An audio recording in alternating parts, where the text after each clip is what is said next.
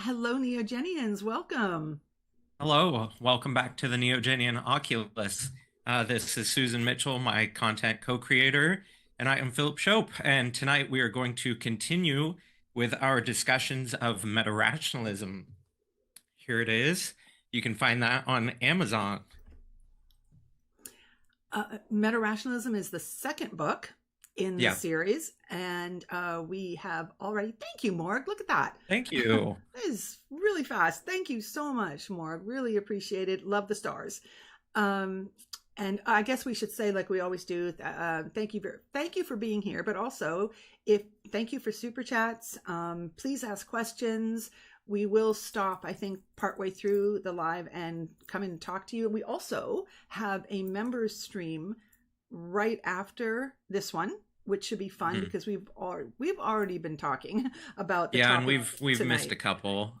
Yeah, so we're this is the actually the member stream from last month that we were unable to do because Philip was having computer issues, Mhm. and unfortunately Philip just told me that things are a little shaky. If Philip, Yeah, they've been doing maintenance. yeah, and if Philip drops out, he'll just come back in on his phone. No worries, we'll just keep going.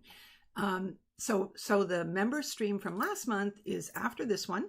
I haven't Yeah. set it up yet, but at the end of this one, I will put the link in the on the community board. So if you're a member, you hop on in for that one, which should And be tonight fun. we're going to continue kind of what we talked about last time, but moving on a little bit. So we've been talking about meta-rationalism. And again, a lot of you guys already have your books, but if you're not familiar with that, you can find that on Amazon. It's a great book. And so today we're going to move on and discuss two different concepts that Susan and I are fascinated with. We talk about this stuff all the time, Hmm. and that's the PSR and also the impossibility of non-existence, why there is something rather than nothing. You'll hear those Yeah. phrases every once in a while about non existence versus nothingness. And that's what we're going to talk about. So we're starting with the PSR, but first we'll just say hi to people because I noticed that Elise, one of our fantastic moderators, is here, and I saw Jan earlier. So Yeah. I know Jan was on vacation, and we're happy that they're back, and awesome if they're still here. So let's hi Elise. Hi Cassidy. Hi Melinda and Angela and Laura and 127. Are you new? I'm not familiar with that. Welcome. Yeah. Um Welcome. Nice to see yeah, you. yeah, nice. Joanna, hi. Nice to see everybody. We have a lot. Oh, hi Wojciech. Nice to see you. I think it's been a while. And hi Ren. Okay. I think we're just going to start. We will hop in and talk to you. These are great. Hi Jackie. These are great concepts, and as Philip said, we love talking about this, and we've been talking about it all week, even though it's And something we it talk probably about. seems like we hammer on this stuff all the Yeah, time, but it's so important to discuss and get to the bottom of these concepts because a lot of people still have questions about those, and they're fascinating concepts. And so hopefully we'll answer some of those questions for you guys today. yeah. A lot of this uh, is very simple once you've been through the entire process of learning about it. Unfortunately, it takes the process of learning about it and really thinking about it before you can get to the point where you're like, oh, this is really simple. Existence is actually quite simple. I mean, I know Morg has said it in live streams. Maybe people haven't caught it, but what's what exists is what is possible, and what is impossible doesn't exist. It's that simple. But in order to understand that, you have to go through this long process of understanding how reality operates. So we'll get there eventually. Um, okay, so the principle of sufficient reason, and if you look it up, we're not going to go through all of the different definitions of it and the way it's used. It's interesting. You can look it up. Stanford Encyclopedia of Philosophy is a good place, but even just like Wikipedia is also good. But you'll discover that there are lots of ways people look at it, and there's different definitions. We use a very specific one. We use it in a very specific way, and in fact, I have a graphic. I made a couple Yes, back to graphics. our great graphics that Susan makes I for us. Those are so I handy. Philip does the thumbnails. I do these because these are things that help me. So here it is. This is it. Very simple. For everything that exists, there must exist a sufficient way for why it is that way rather than a different way. So for everything that it exists, there's a reason for it and why it's not some different other way that it might have been. The way it is has the reason. Okay. It's here. Let me very nice and concise. Very, very, nice and concise. Okay. So, and we mean absolutely everything down to, electrons moving around atoms, and around the center. And that's really interesting because the other night I brought up to Susan, well, what about spontaneity? So there is a reason that spontaneous things exist, even though they may seem unlikely or that they seem to happen for no reason because they're spontaneously occurring. But there is still a reason that those things exist or happen, no matter how unexpected it is. Right. People can confuse that. One of the things we're going to talk about are like misconceptions, where some people have a hard time understanding exactly what the PSR means. So because I think a lot of times people confuse spontaneously as happening for no reason. Exactly. That was your point. Yeah. If something, something that happens suddenly, you might think, oh, that happened for no reason. I mean, we tend to say phrases like that. We tend to, say, oh, well, this, I don't know, this just happened for no reason. And we say it lightly. I am talking about just in general conversation, not you and me, we, but just like we, the general we. But that is not, we don't actually believe that. We know that there's actually a reason behind it. Sorry, I'm doing this. My hair is bothering me today. Me too. So, but we've had a couple different examples for spontaneous, like with our quokka. I think we've said before, like a quokka could spontaneously appear in your house, but it didn't happen for no reason. Yeah, there could be reasons for that. Yeah, and in fact, we're going to get into that exact example in a little bit. Mm-hmm. But the explanation for something doesn't have to be an external cause, in order to be a sufficient explanation for something, a sufficient reason for something. You just need to understand that there is a reason. There are no miracles. There are no things that are random, happening for no reason at all. And here's a big one. The explanation cannot be something that is itself not explained. So I think in the book, Morg uses the example of if you see a ball rolling across the table and you ask someone, why is the ball rolling across the table? And they say, well, because it's on the table. That's not a sufficient answer. That doesn't explain what's happening. You have to say, because I pushed it. And pushing it is the reason why it's rolling.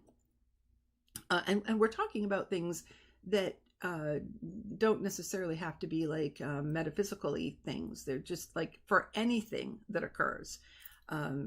Something, what was it the other day when I said if you're sitting in your home watching TV or something and something flies across your window outside and it's not a bird or maybe it's a bird, but maybe it doesn't look like a bird. It's not some miraculous thing that simply appeared. It could be something as outlandish, and this maybe will explain it a bit better, the point we're trying to make. It could be something as outlandish as aliens who have the ability to be invisible are in your backyard throwing a frisbee to each other, and which would be amazing. Yeah, it would be. But and if one of them accidentally uncloaked the frisbee while it flew, across your window outside and you could see it, and then they cloaked it again, that would be the reason. So it doesn't have to be something that we understand the technology of. It doesn't have to be something that would be predictable or usual. It can be something completely outlandish, but the fact is that there would be a reason. It's explainable. All right. We don't always have to know what it is, but we know that there is a reason for it. It didn't just pop in and fly across your window. All right. Let us know whether you guys got that part. Yeah, flying quokka, spectral. Maybe, maybe. Okay. You guys are having a good conversation. All right. So the explanation in being the one where the explanation is not complete, not sufficient, there is a very, very good instance of this that's used often. And Philip, what is that? That would be God. Yes, people use God as a sufficient reason all the time when, And I always call it the ultimate cop out, yeah, because it's kind of a avoidance of the responsibility of knowing. Like people are, I think you said the word content. yeah, People are well, content with not knowing. people, yeah, I mean, this we have in the past gone on for a long time about this subject, but people will use God as a reason, thinking that that's a complete reason without a clue that, or maybe they don't care, but some of them think that that's actually a complete reason, that it's sufficient, that it explains everything, when you haven't accounted for the existence of God. Now, if you could explain the God, how it is and how it's doing the things that it does, then that would be a sufficient explanation. But in terms of people who use God and stand by it, I think what I said was that people are often proud of the fact Yeah. that they have faith as their It kind of reason.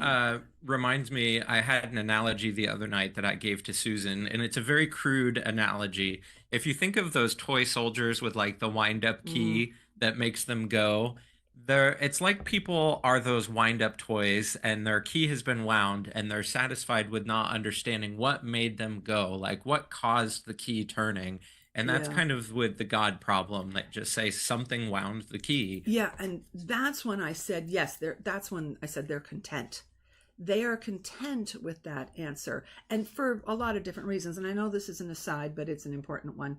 Um, they are comforted by the reasons that they have chosen to accept. It's kind of like the Jesus take the wheel thing. I don't have to think about it because something Yeah, else is doing the thinking for me. yeah, and so they're proud to have faith, and they're also content with that explanation. Now, that is not something that would ever make me content.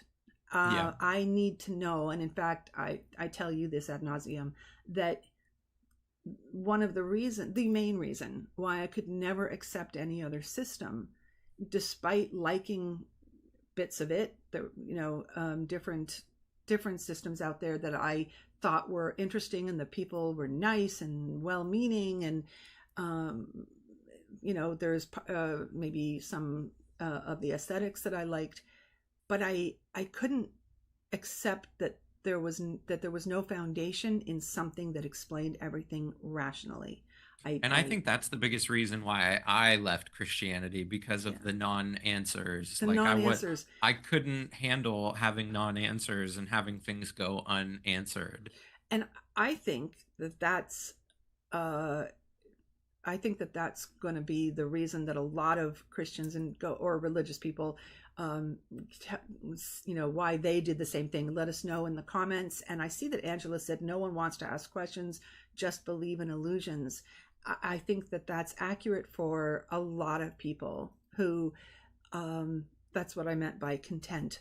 And also, a lot of people in religion are taught not to ask questions, because asking questions is bad, because somewhere up there in the organization, people realize that, when people ask questions, we lose followers.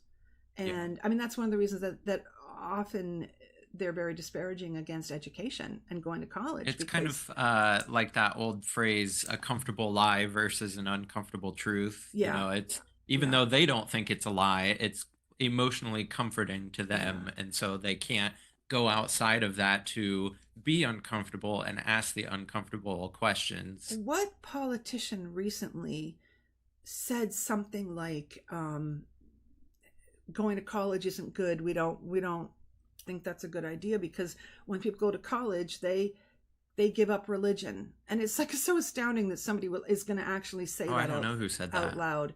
Maybe somebody in the comments can say. Yeah, I can't remember, but I hear that kind of stuff. Hi, Nanu, and Lucifer, and everybody who. Hi, Andy. Whenever I hear something like that, I think, how can this person say this out loud?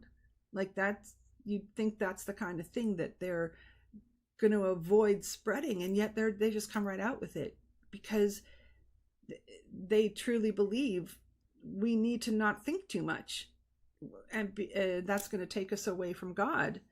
It's so 180 degrees from the way I have always thought. So anyway, okay. So since we're talking about everything having a sufficient reason for existing, should we talk about what sufficient means? Because I Yes. know when I first heard that, that was a little confusing for me in the beginning. Yeah. So we're gonna let's talk about what is a sufficient reason. And in a nutshell, it is something that adequately explains the phenomenon, event, or whatever it is. It's complete. It's enough on its own. It's not missing any information. It's a total explanation. It's a total explanation. It's not missing any vital component. So in a sufficient explanation, there will be components, at least one, something that is necessary, that must occur. And in the book, Moore gives the example of getting wet, I think. And a necessary condition would be that it's raining, for example. Yeah. But it's not sufficient, because it could be raining, but if you're not standing out there, you won't get wet. Another one could be you're standing out there, it's raining, but you have an umbrella. You're not going to get wet. So you need all of the components. One necessary component won't be enough. So without all of the necessary conditions to make a sufficient reason, the event won't occur. Another one of our great moderators, Mark, came in and said, I've been an unlimited question machine since the age of 5. Hi, Mark. Thanks for coming. And yeah, me too. I think question asking should be encouraged, and I feel bad for people whose parents or teachers didn't want to put up with it and just I can imagine parents get tired with the kids, the 4-year-olds. Speaking of asking unlimited questions at the age of 5, I shared this meme on my Facebook. It's one of those Venn diagrams of the overlapping circles. And it's 4-year-olds, Backstreet Boys, and philosophers. What do they all have in common? And the middle overlap is "tell me why." Yeah. And I love that. I think I laughed when I saw that. That was brilliant. Hi, Jeannie. So where are we? A sufficient condition is one that, if met, guarantees that whatever the thing is will occur.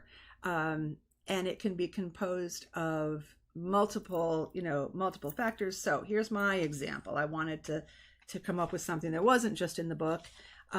So this is something that's kind of appropriate, given that we are in an election time. What is the sufficient conditions for being president of the United States? And there are 3 necessary conditions that must be met. You have to be at least 35 years old. You have to be a natural born citizen, and you have to have lived in the United States for at least 14 years. And that natural born part is interesting, because you and I were talking about that before the stream. There's like some factors to that. Yeah. And I know that there's a little bit of a gray area. I think people would argue some things. It's a little bit unclear. So, like, what if your parents were both born in the United States, but you were born in another country, let's say Germany, because maybe your parents are in the military and they're stationed there, and you're born there? Well, you should be able to be president because you both your parents are American and you would have been born there. But what if you spent, your whole life in Germany? Well, that doesn't count because you need to spend at least 14 years in the United States. But I think there might be some disagreement that if you weren't literally born in the States, on the soil, that some people may argue against it. I believe. Yeah, and I don't know how that works with like dual citizenship and stuff. I don't know if that gives you dual citizenship. I'm a dual citizen. Well, I was born in Canada, but I grew up, from age 2 in the United States.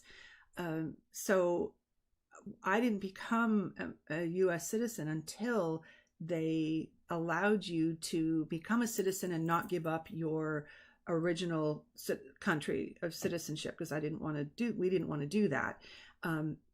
But I would not obviously be eligible to be president. No way. But Mark is saying some things, and we'll look at that. I don't know for sure. Like I don't know that the government would say that if you were born in Germany, let's say you were born in Germany to American parents and you lived there for a year and then moved to the United States. Mark says there is both birthright citizenship and native soil citizenship. Okay, so I think, but we're talking about parents who are both U.S. citizens, and we didn't discuss whether or not they were born on U.S. soil. If they were, I would assume that if they were born on U.S. soil and you were born in Germany, and then moved to the United States when you were 1, I can't imagine they would not let you be president. That anybody would argue that you couldn't be president, but they might argue, if we're on a complete aside here, but this is interesting. So they might argue if your parents weren't born on, maybe they're like my parents. They come from Canada, they become U.S. citizens, and then you're born in Germany, let's say, but then you come back here. When you're 1, are you allowed to be president? I don't know. That's tricky, right? Because your parents are citizens, but they weren't born here and you weren't born on the soil. So in this example of what is necessary and what's sufficient, we're not counting in any arguments that may happen on what natural born citizen means. It is, if you look it up in the government under the, I don't know, is it the Constitution site or something, the requirements to be president, they list those 3. So let's say you qualify for the natural born citizen, you've lived more than 14 years in the United States, and you're over 35 or older, that would qualify. That would be sufficient. Okay, so there's necessary conditions in there, but any one of those or 2 of those on their own are still not sufficient unless you have the for third you one to become president. Yes. Okay. Everybody with us on that? Here in Germany, on U.S. military base is, if you're on the base, but what if your parents aren't in the military, and what if your parents are professors and they're on sabbatical? My uncle, actually, they lived in Germany on sabbatical. So for 6 months or something. What if that happened? John said, I suddenly feel like running for president. Yeah. Oh, Joanna is currently in Poland visiting your mom. I hope you're having a good time. I saw that you went to the airport, that you were going on vacation. And okay, so you guys are, you're doing good. You're doing good. You're hanging in there. Okay, so here we go. Misunderstandings and misconceptions of the PSR. Mm-hmm. And this kind of goes back to that spontaneity thing that I was talking about earlier. We have a couple examples of misunderstandings. Yeah. So a reason is not some mystical occurrence. And people often say this is an actual, I've said this. My example that I have is, let's say you suddenly just spontaneously decide to stop in at the pizza place on the way home at the end of the day and get a pizza for dinner. And you go in, and lo and behold, an old childhood friend who doesn't live in town just happens to be in there. And you say, "Oh, I knew there was a reason I stopped for pizza." That is not a reason. That kind of reason is not the reason that you ran into each other. You ran into each other because you both traveled the way, however you did, car, foot, whatever, to that same location. All right. It seems like that person's thinking that it would be because of fate. It seems like they would have the reasoning of fate, but that's not a good Yeah, but reason. but even so, I say things like that all the time. If I Yeah. run into somebody in the supermarket or whatever, it's like, I knew there was a reason for that. I say that all the time. That's not the kind of reason that we're talking about. Um, oh, I'm Joanna said flights are anxious fun. I don't like traveling. I like getting to where I'm going, but I'm not. I don't enjoy the process. So I feel you on that. Okay, so here's another important point on that can be, misunderstood. That not everything, every reason has to be accounted for in every single detail. And I think Morg has actually used this one, or it's just a very common one. If you drop like a marble off of a top of a hill, like that's maybe like a cliffy thing, and there's lots of rocks and whatever and grass, it wouldn't even matter if it was fairly smooth. You can imagine that you would not be able to predict where it's going to land exactly. And you might think, oh, that's just random. There's no, we don't know the reason why it's going to land where it lands. But the reality is that it's not that there's not a reason for where the marble lands. It's that we don't know the plethora of minute information, all of the information of the path that it took. So if you break it down, So many different variables. yes, so many variables. And if you broke I think of like a field of geographical texture, yes, because I you're do too. thinking of all the things that it would bounce off of. You would have to know every little Yeah. texture in that geographical field. And you'd have to know what was happening with the air. Like, is there wind? If you knew absolutely everything, you broke it down to you dropping it, and what's happening with the air, what's the weight of the marble, like Yeah, you would everything. have to think about like the density of the glass of the Everything. marble and how it bounces. Yeah. So in order to predict the trajectory of where it's going to hit, in order to then make its first bounce. Yeah. But if you could zoom in and do that, every single point on that, all the way down, each one, you had every piece of information, you would be able to say this is where it landed. And I just noticed we got someone who joined Wavelet. Thank you, Bjorn. Oh, Very much. welcome. Welcome to the channel. It's nice to have you here. Now that you're a member, you have the eligibility to come to our members live stream, and we have one at least once a month, and we're doing it right after this one. If you look, I think we're doing 2 this month, yeah, aren't we are. Because this one's the makeup, and then we're going to try for one on the 31st. Yeah, we've already planned our final live stream at the end. I think it's actually on the last day of the month. And as soon as the main one ends, we have to hurry up. We're already halfway through.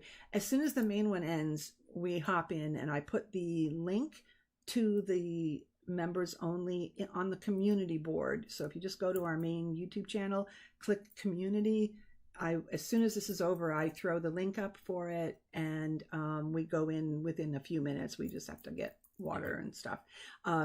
So getting back to, I know I already mentioned the spontaneity a couple times, but that just makes me think of when I was a kid, I was reading, whenever I think of the word spontaneous, I think of this phenomena that I read about in a scientific mystery book when I was a kid, and it was called Spontaneous Human Combustion.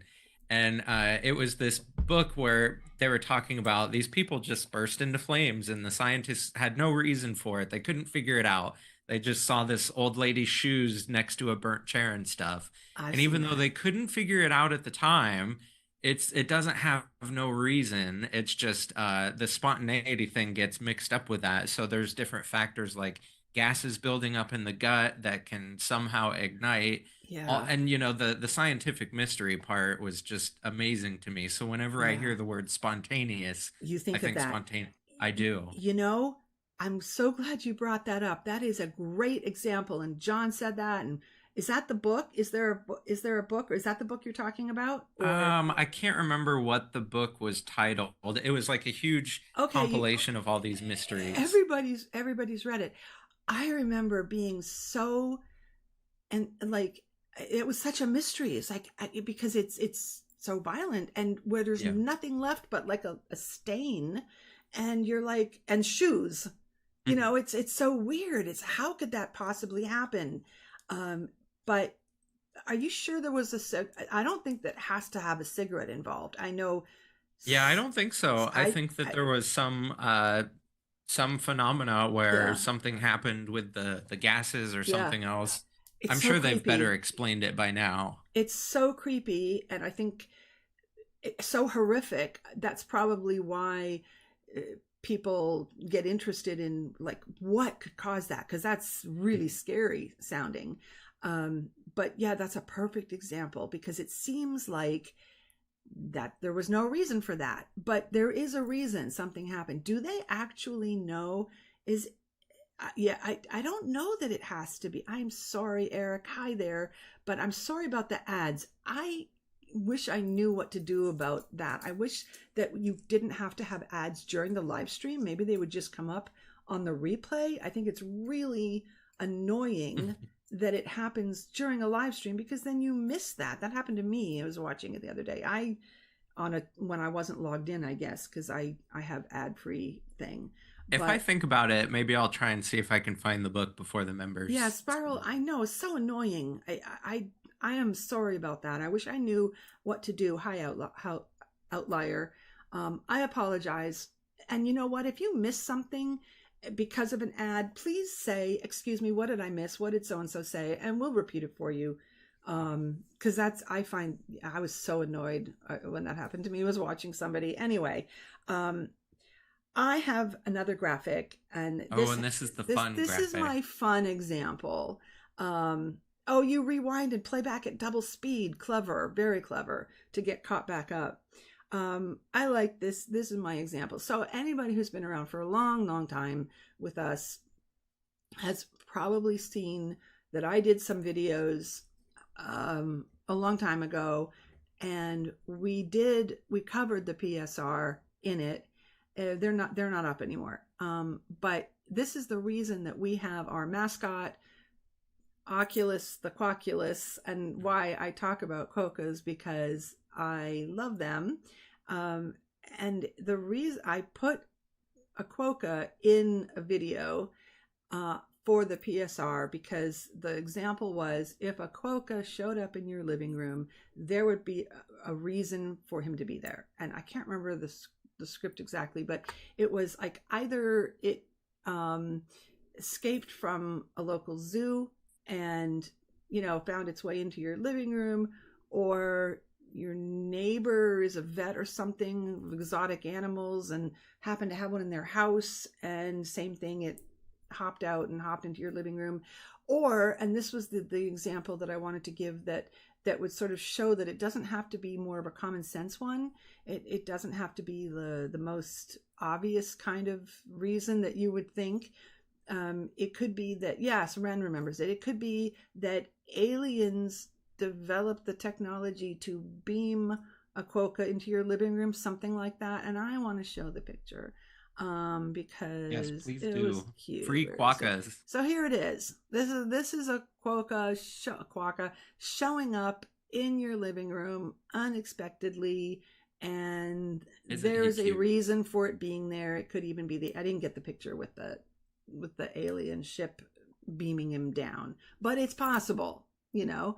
So it doesn't have to be something, how do I turn this off? It doesn't have to be something like that you might, it doesn't have to be something expected. Okay. So quokka happens. Yeah, as Vectral said.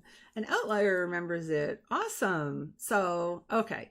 So there we are with that. And again, if you know me, you know that my eyesight's bad and I have many sheets of paper in front of me because it takes a lot of paper for me to print our outline. Okay. You don't mind if they're friendly. Are you talking about quokkas? They are like the sweetest things apparently, and you can only see them on this one island, Rottnest Island, unless they're in a zoo or something. It's off of Australia, and they are known as the happiest animals because they don't have any natural enemies. And so they just hop around looking adorable, and they look like if a teddy bear came to life. They are so cute. In fact, I think Cassidy's in here. Cassidy sent me a photo to use, I think it's a photo to use as my new cough. When I'm coughing, I put up something to, be funny and entertain you. Here it is. Where's my cough thing? And I finally did it with Cassidy's new picture. There it is. That's a quokka. And they're so fucking adorable. I absolutely love them. And Philip, you froze. Oh, did we lose Philip? Hang on, you guys. I think we lost Philip. He's frozen, isn't he? Is he frozen for you guys? Please tell me that I'm... Yeah. Oh, shoot. Poor Philip. Yeah, you broke it. Yeah. Cassidy? It's Cassidy's fault. But isn't that cute? The one that she picked. So yeah, I made the graphic for it. Okay. Poor Philip. I don't think he realized that he would end up being frozen on screen. He's going to come back in. He's there. He got booted from... We're in Zoom, and then I bring it in. So he got booted, and he will come back in on his phone, and I'll bring him in. The poor guy was actually very stressed about this happening. And I was like, you know what? We have the nicest community. Nobody will care. We'll just keep talking. We can keep talking about quokkas or just whatever until he comes back up. See, he's already back. I just heard the doorbell. He's coming back in. Poor Philip. These Hello, I'm back. Yeah, these connection woes are... Yeah. Oops, I'm backwards. You're Switch backwards. camera. You're backwards. There we go. There you go. I could still hear you talking, and I thought it was going to reconnect in just a second, but apparently not. And if you want to flip your phone the other way, you don't have to. Sure. But it's nicer. Is that better? Now you're sideways to us. That's hilarious. How's that? That's good. That's good. Okay. So yeah, capybaras are very cute too. We're talking about cute animals. We need to move on because we have... Please don't freeze again. We have more to discuss. Okay, so, oh God, he got booted again, you guys, because he just rang the doorbell again. I don't know if you can hear the doorbell. Oh no! There we go. Is there two? There's three. There you go. Okay, there we go. I had to leave on my phone. Usually when that happens, it comes right back. So okay, I'm back.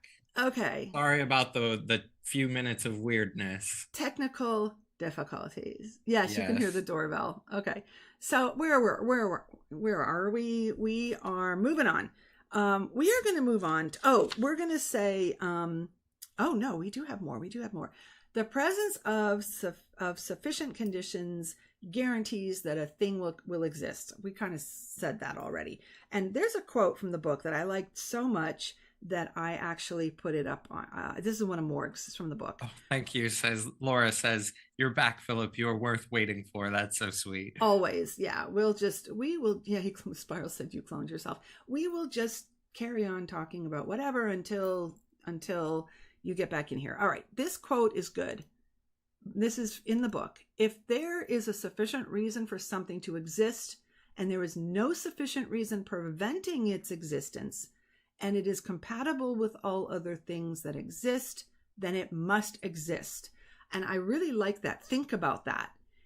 Remember, sufficient is the entire complete reason. It's not just one of the necessary components. So if there is this sufficient reason, enough on its own for something to exist, and there is no sufficient reason to prevent its existence, and it's compatible with all of the things that exist, then it must exist. And that is I found that kind of mind blowing, because here, let me find it and take it off. Okay. That one you kind of have to sit with a bit, maybe, because you might find it counterintuitive. You might be like, well, there's a sufficient reason for it existing and there's nothing in its way, but why does it have to exist?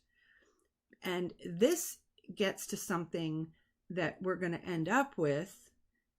But again, there's a lot to go through before we get there, but it's anything that is possible will exist, and possible means that there's nothing standing in its way and nothing preventing its nothing existence. preventing it, and impossible things can't exist. So I like that quote too, Angela. Yeah, I like the whole book, actually. This is my favorite book of Morg's. Oh, and I'm just going to put in a little, I can't plug this one enough. I really like it. The third one, Cosmogenesis, is already out for pre-order, just in case. Pre-order of the Kindle version. The Kindle version, the ebook version. And when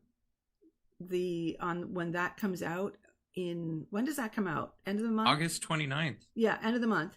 Then I just run right over and order I need to have the, physical copies. I love the hardcover. Yeah, copies. I don't touch my hardcover. I got the soft cover because I've already underlined in it, and I know people don't. I know. Like, screw that. I need to underline it, and I have a shit ton of stuff underlined in this one already because, as I said, this is my favorite. This is my favorite topic. If you can't tell, this part of the Neogenian is always my favorite. Reality and the existence of reality. It's a thing I was searching for my whole life, and again, I could go on forever, but we need to move on.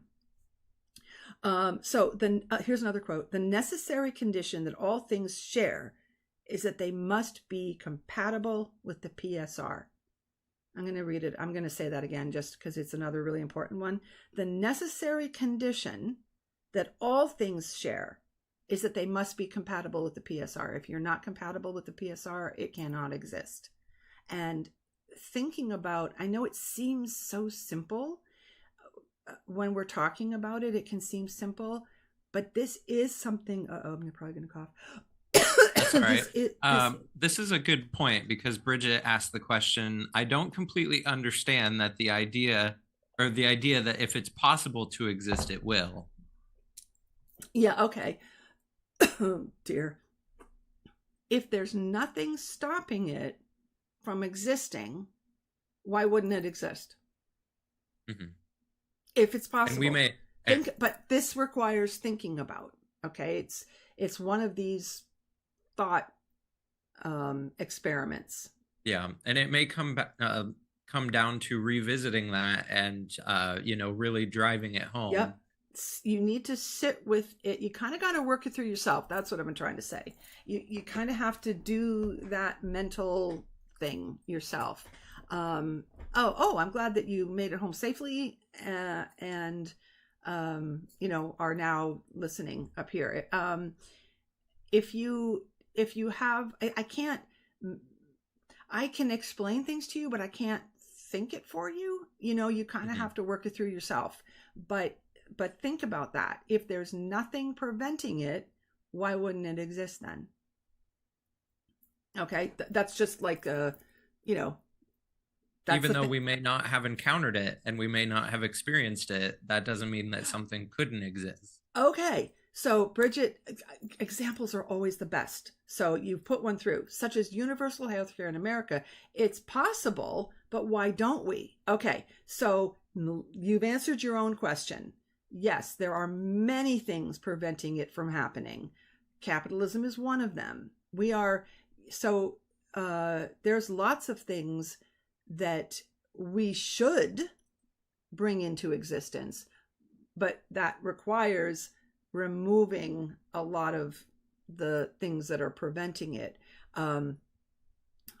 When we talk about something existing and not being prevented from existing, I wasn't necessarily talking about, an example like this, but that's a really good thing to bring up because it's something that you can grab onto, and then you realize, well, what are the things preventing it from existing? And some of your questions might get answered in our next section, because we're going to kind of wrap things up today with talking about non-existence and why there is something rather than nothing. And the last thing with the PSR, though, is the reason for the PSR itself. What's the reason for the principle of sufficient reason? And the reason for it, and we equate principle of the PSR with reason. They're identical. The reason for it is that without reason, it allows for the impossible to occur. And we're going to get into that now with the non-existent thing. So there's the question, why is there something rather than nothing? That's a common philosophical question. And a lot of people conflate nothingness with non-existence, but there is a difference between those. Yes. So you could rephrase it to, why is there existence rather than non-existence? So maybe, hi Storm, nice to see you. Hey, nice to see you. Maybe quickly, before we talk about approaching the question itself, maybe give the reason, talk about nothingness versus non-existence.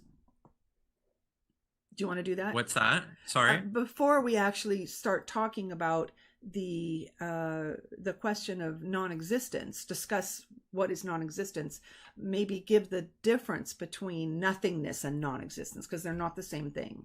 Yeah, and I know you and I talked about this the other night quite a bit, because when people conflate the two, it can be kind of confusing, and we have to talk about this quite a bit, because non-existence, I always think, by definition, that it cannot exist, whereas with nothingness, you can have structured nothingness. And what was that conversation we were having the other night about that? Non-existence, I don't remember the exact things we were saying. We talk about a lot of stuff. Sometimes when we're talking, we're like, oh, that's good, but I got to remember that. Yeah, but, I don't want to lose it. And of course, when we don't, we should record our conversations, because we have the best conversations, you guys. But non-existence is actually something that you can't even contemplate. Mm-hmm. You can imagine nothingness. But nothingness is not the same thing as non-existence. Non-existence is not even including reason. It's not it's not darkness. Like, try to think of non-existence. That's the actual well, actually, I have that further down. Why don't we just sort of go through our logical progression, and that sounds good. We'll kind of get there. So how have people approached the question of, why is there something rather than nothing? Why is there existence rather than non-existence? And faith-based religious people will say, God created everything. God is the reason for everything that exists. And we've already covered the issues with that. I don't think we need to beat that to death, but you guys know, because we always say, what is the reason for God existing? Yeah. And then there's crickets. And then there's, I had a really good researchy thing. I was looking into the person most, we're low on time. Okay, the person most associated with the principle of sufficient reason is Leibniz, Gottfried, I think, is it Wilhelm Leibniz, the really famous philosopher and many other things. He was multi-brilliant person. One of the most famous things associated is that he, along with Newton, discovered calculus, and then it was very sad he kind of lost the calculus wars. I could go on, but we won't. But I kind of went down a rabbit hole with what Leibniz thought of the PSR, and he actually believed in public. We lost him again. Oh, he's back. It's like, goodbye, hello. I don't know what's going on. In public, I have to hurry up. Leibniz, in public, Leibniz believed that God, God was the reason for things. And I thought I was lucky and I could just stay on my computer, but it kicked me out again. It did not happen. Hi, Halloween, Mom. So anyway, you know what? I cannot get into the whole Leibniz thing. That's going to take us way off. But maybe for another time, because that's a very interesting discussion. And I went down a rabbit hole of like how Leibniz would have explained God, and how can, like, what's the reason for his God? How could he justify that? And, I mean, it's not enough just to say, well, don't interpret the Bible literally. Anyway, okay, so faith-based people, no, you didn't freeze again. Okay, so we know the issue is based in giving the answer of God. Science will say something like Big Bang or quantum fluctuations, and there's problems with both of those because those are not sufficient explanations. And we want to answer this question without any of those issues. That's what we're doing here. We're trying to explore this without running into rational problems. Right. Like when you were talking about non-existence, yes, to imagine that, you have to imagine yourself imagining the non-existence, which is something. Right. Sit down and try to imagine non-existence. So now we're at the place where I said we would eventually get to. All right. Try to do that. Try to imagine non-existence.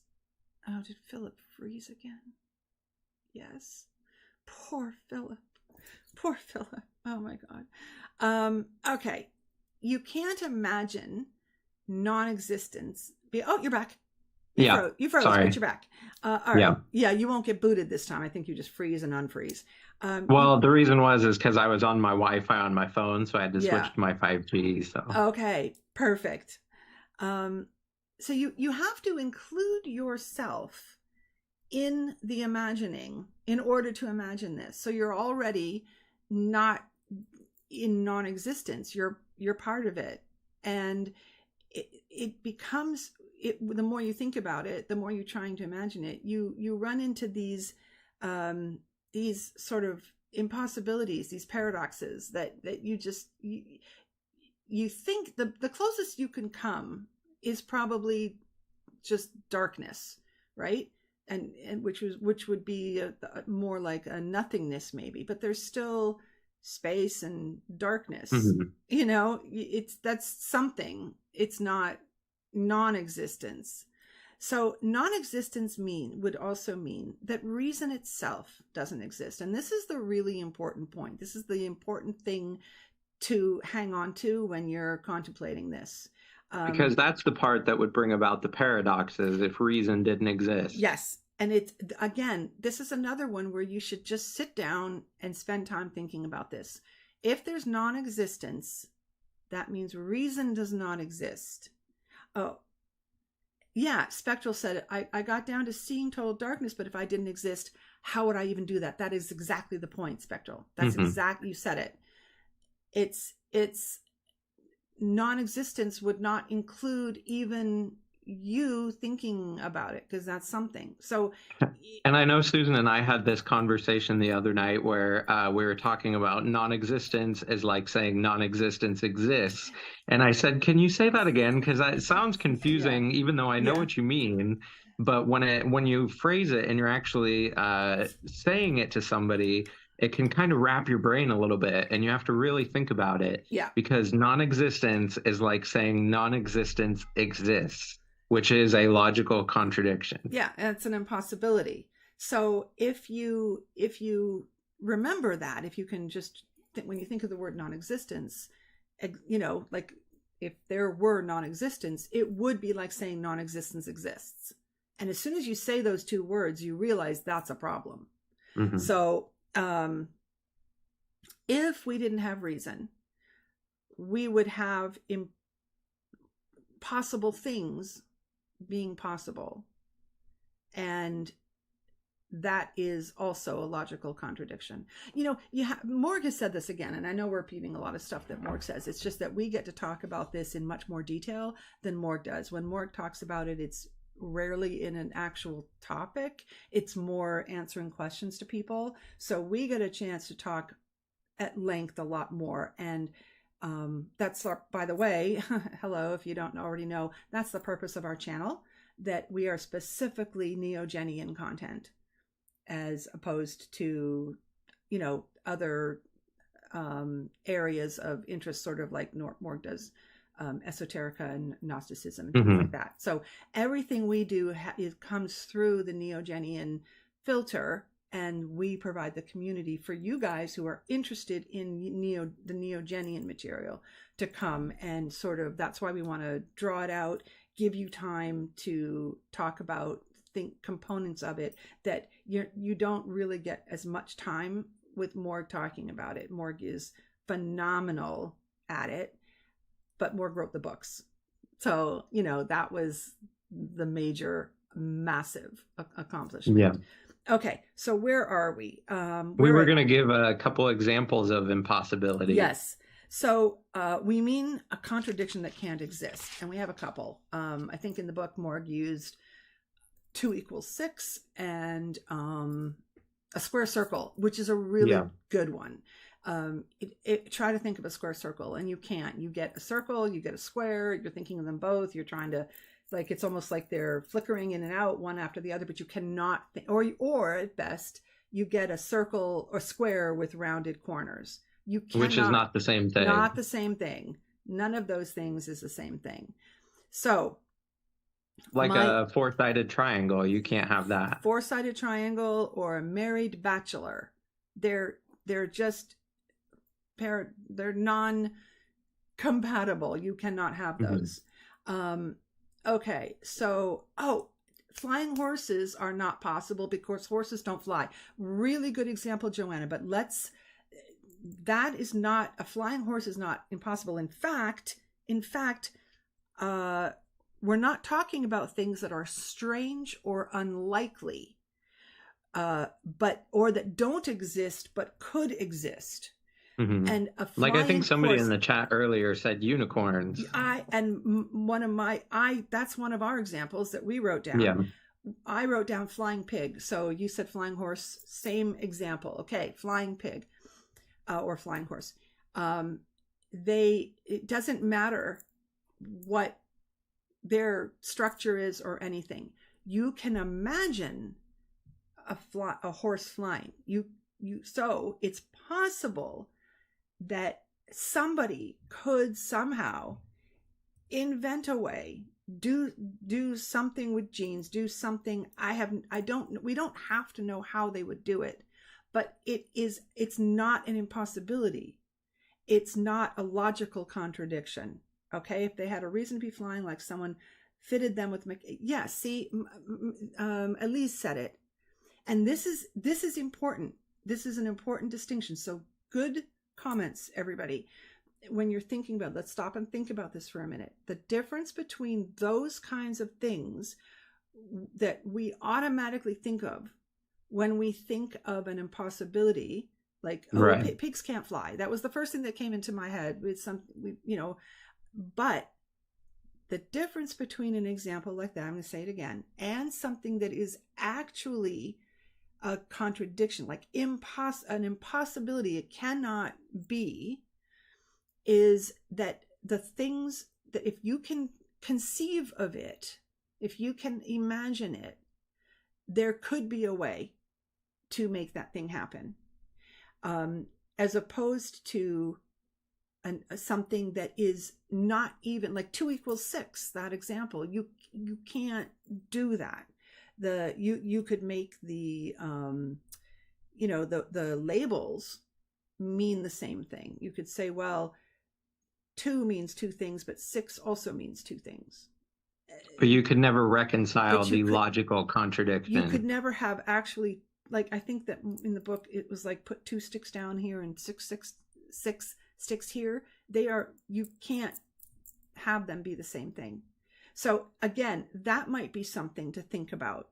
A unicorn, you could think like maybe there's a genetic mutation and some, or somebody splices a narwhal, and a horse or whatever, I don't know. That's not our department. The fact is it could be, as opposed to absolutely square circle. Cannot. It defies logic. Okay. You said snowy summer's day was your example. Which is very unlikely, but given everything that's happening with climate change, it could happen. Well, my immediate answer, because my husband used to work in Calgary, my immediate answer was he saw it snow every single month except possibly August. So in July, heat wave, snow. And I bet you at some point it snowed in August. Calgary is famous for that. And besides, what if you're up at what if you're in Antarctica? Mm-hmm. Right? So summer day, snow. Okay. All right. There's conversations going on. You know what? We need to, we're almost done. And then we're going to move on. Anybody who is a member, we already knew that we are going to carry on this kind of fun conversation. Plus, we have another extra discussion that we thought we would start here, but we've gone way over. And we're going to do that. We're just sort of going to carry on and let you guys continue to talk about this in here. But I just want to end with the understanding that non-existence is impossible. Non-existence cannot exist. So hopefully, and it seems like we've kind of driven that home and hammered hard on that, but it's important to realize. Yeah. And hi JP. Okay. Now, given that it's non-existence, we are going to kind of leave on a cliffhanger here in terms of, good night, Melinda. Good night. Yeah, good night. Thanks for joining us. Nice to see you.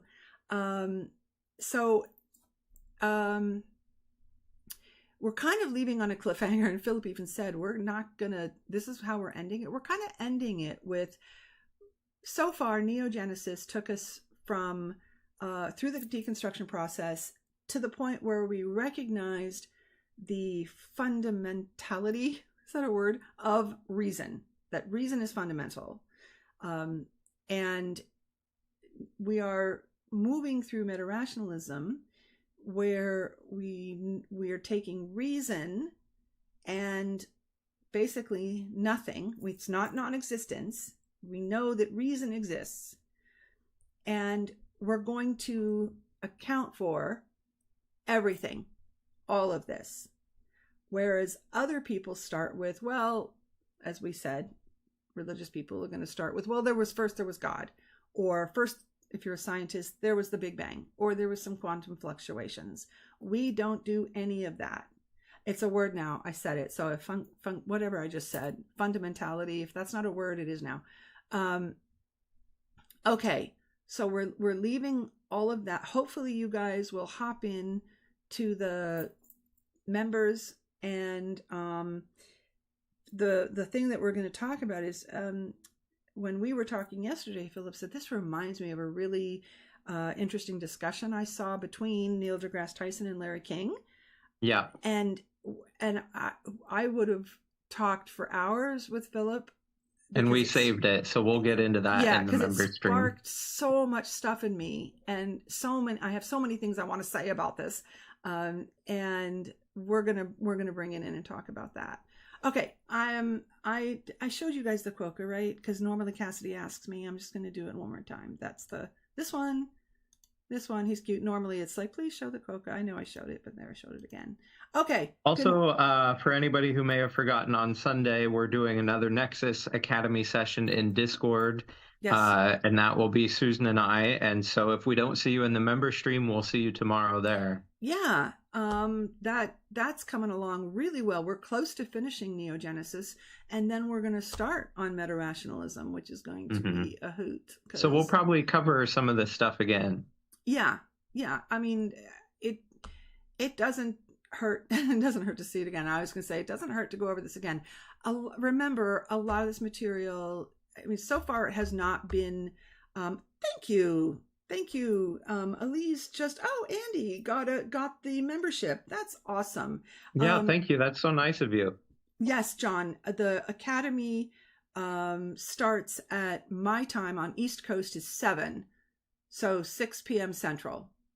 That was very sweet. Elise, thank you. And Ren gifted one and Cassidy got it. That's fabulous. You guys are so You guys sweet. are great. Thank you, everybody, for coming. And I see Joanna has been a member for 32 months. That's amazing. Yeah. Thank you. Okay, you guys are awesome.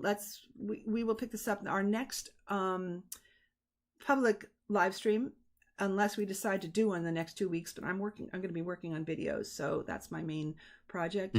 But the last day of the month, I think we'll be doing the 31st. The 31st. I think that if whatever that Saturday is, with the member stream for actually August. Then I can't believe it's going to be September already. That sucks. Not ready for the summer to be over. And anything else? Nope. I think that's it. That's it. Awesome, you guys. You've been great. We'll see everybody who can come in the members one. All right, I'm going to post. Go look on the community board. All right. Good night, everybody. I'm going to end this stream. Night.